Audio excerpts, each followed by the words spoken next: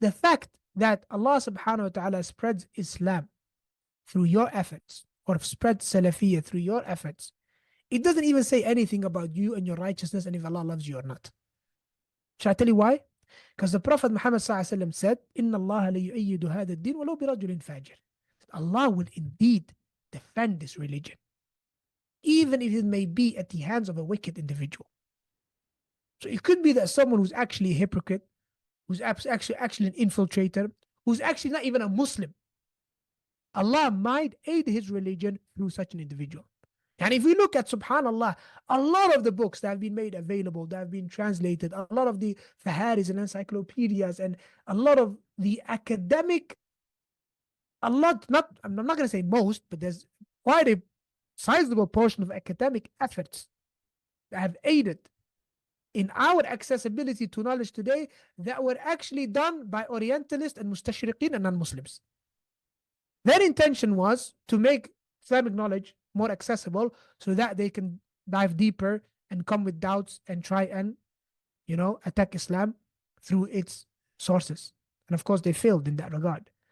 But as a sort of a working towards that, what they've done is they made faharis, yes, like indexes. They've indexed a lot of the knowledge. They've translated it. They've done this. They've done that. All of that has aided and helped Islam. But no thanks to them. This from Allah subhanahu wa ta'ala. And they have nothing. So does that now tell us that Allah loves these individuals because Islam is spread through their hands? No. Okay? So again, don't be haughty. Don't be arrogant. So that's one group of individuals. So one group of individuals, they fall into that trap, thinking that Islam and Salafiyya and Sunnah is in need of them. Okay? And that Allah is in need of them to spread their da'wah. No. وَإِن تَتَوَلَّوْا يَسْتَبْدِلْ قَوْمًا غَيْرَكُمْ ثُمَّ لَا يَكُونُوا أَمْثَالَكُمْ. That if you turn away, you don't act upon your knowledge, Allah will change and replace you with others, and they will not be like you. Either one thing. Other people, what they do is thinking that Islam is in need of them, and their tactics and their intellect and their experience, they start doing da'wah in certain ways and introducing certain things to da'wah that are not even legislated, not even allowed. And when you tell them off, what do they say to you? They say to you, لِمَصْلَحَةِ الدَّعْوَةِ. They say, this is for the benefit of the da'wah. Ya akhi, Allah is not in need of your efforts or your da'wah. You are a servant who's obligated to follow the sharia that Muhammad ﷺ came with. This is a test for you, not that Allah needs you. So don't come with these excuses.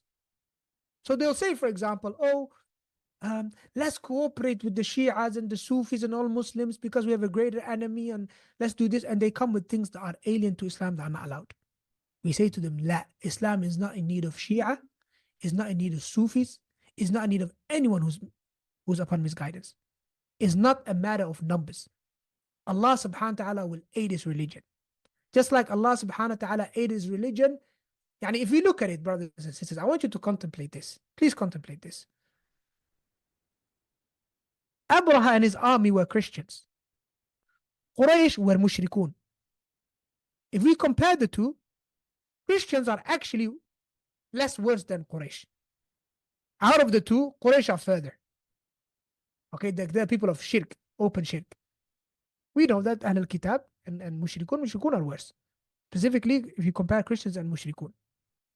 But even though that's the case, Allah subhanahu wa ta'ala protected his house, yes, which one might consider being aiding Quraysh against Abraha, who were Christians. Okay? Not for the sake of Quraysh.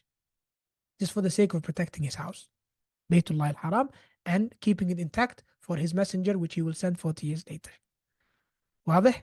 So again, the point I'm trying to make, and the reason I'm making that point, is that, Allah subhanahu wa ta'ala protects his religion. All you need to do as a servant is follow his commands. Do things the way Muhammad ﷺ has done things, and follow his way. And don't worry about the da'wah spreading. Don't worry about the khilafah. Don't worry about Islam gaining its strength again. This will come. But only when you follow Allah subhanahu wa ta'ala's commands. So Islam is not in need of you, and Allah is not in need of you to re-establish the khilafah. Right? You're the one who is in need of Islam. So thank Allah subhanahu wa ta'ala for the knowledge He's given you and for the doors He's opened for you, and stay humble and stay a humble servant of Allah subhanahu wa ta'ala. طيب,